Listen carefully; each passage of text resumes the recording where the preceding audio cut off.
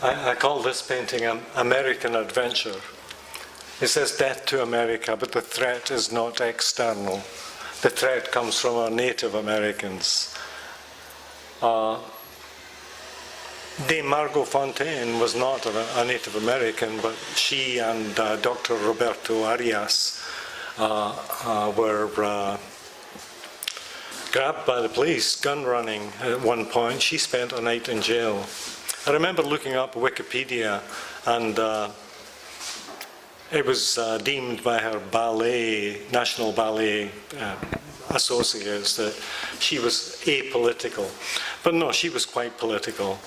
Yeah, she mentions in her autobiography about going to visit Fidel Castro in 59 or 60.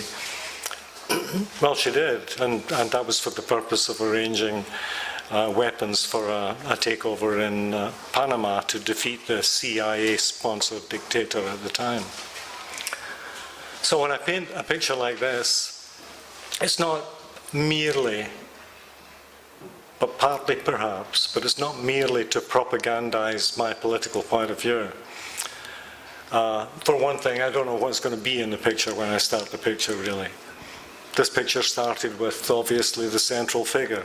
Other figures are added as I sense the depth of scope that I want to reach in this particular picture. So I want to see the picture. That's one of the things I want to see in all my work. And a work like this, which could be said to be political, is no different. I'm just very curious about what the picture will look like when it's real, because some people say, if you can imagine the picture in your head, then that's okay, it's done. But I'm still curious, and I'm usually rewarded, because something surprises me when the paint makes the picture and not my intellect. Yeah, this is Dame Margot Fontaine, a knight commander of the British Empire, who caused a scandal in death just this past May 28th, just 2 months ago, when the MI5 released the files showing that, yeah, she was quite political, and she did try to smuggle arms to aid the communists. So these are the dogs of war, and we can't do without the dogs of war, but they don't look pretty. But she takes the place here, I think, too, of a Central American Madonna type figure, sheltering even the dogs of war.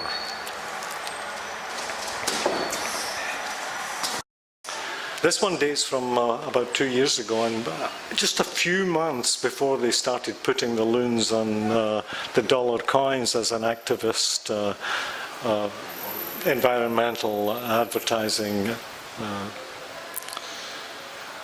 with that intent. So I can't remember if I started this painting with loon the right way up, but I don't think so. But there is a horizon on both top and bottom, so I'm suspicious.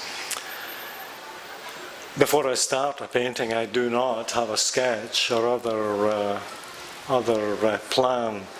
I don't have many details, and sometimes I don't envisage much beyond where I start, which could be here.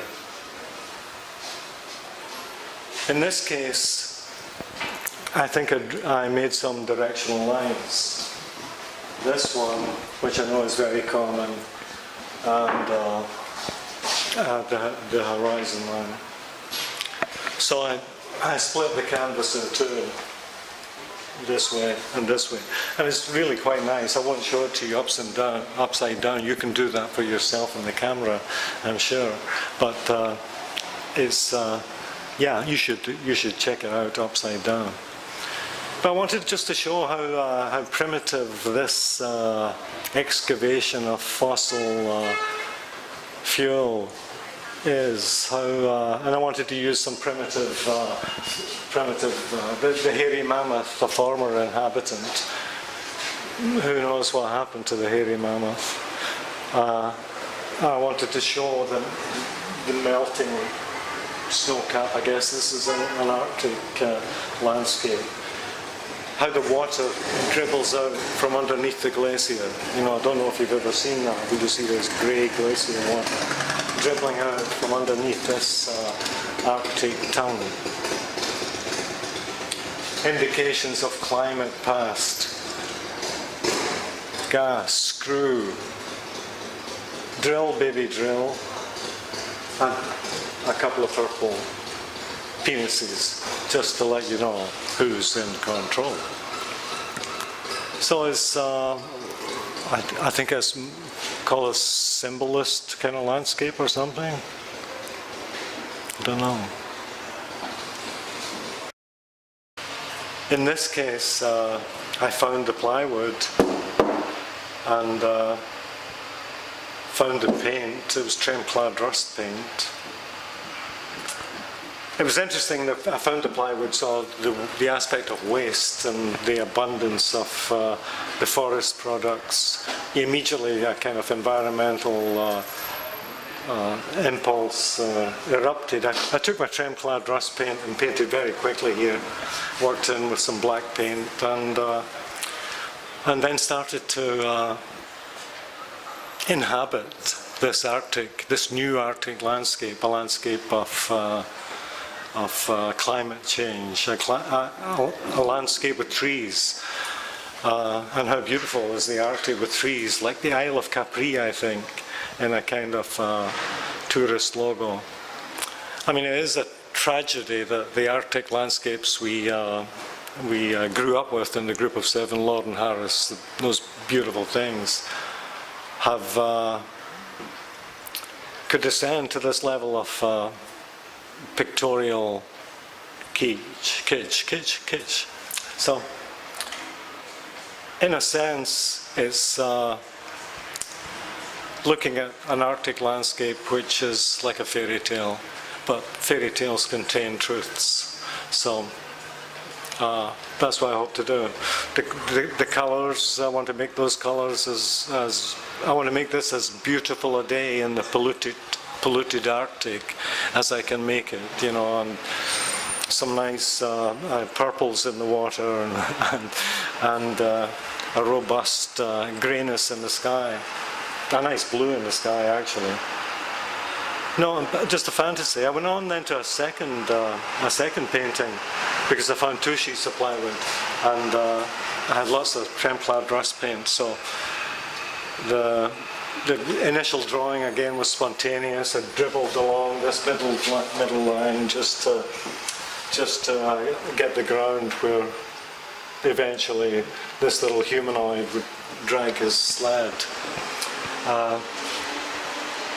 I love clapping on the rust paint, and I think about 12 hours or 24 hours later when I coloured it, this reticulation on the surface here, the trim-clad bubbled. It wasn't perfectly dry and set, so beautiful snow-like crackling effects of melting glacier ice, and new industry as well.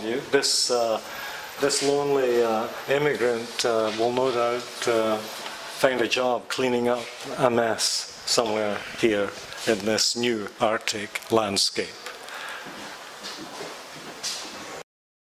Yeah, some people ask me which artists are of most influence to me, and the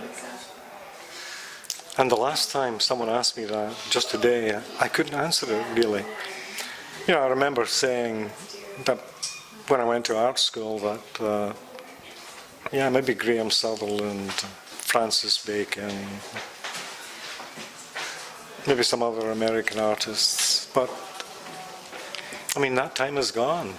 So many other influences are in my mind, especially influences of ideas that are not the product of other artists. You know, there are many other artists probably that are more meaningful to me now, but they're not visual artists, which is something we sometimes miss in art school, that the artists are somehow, it's the plastic effect of the brush strokes which somehow matters, and we mimic those perhaps, or some other feeling. So, yeah, I don't know who to like, but It's all good. Yeah, all good.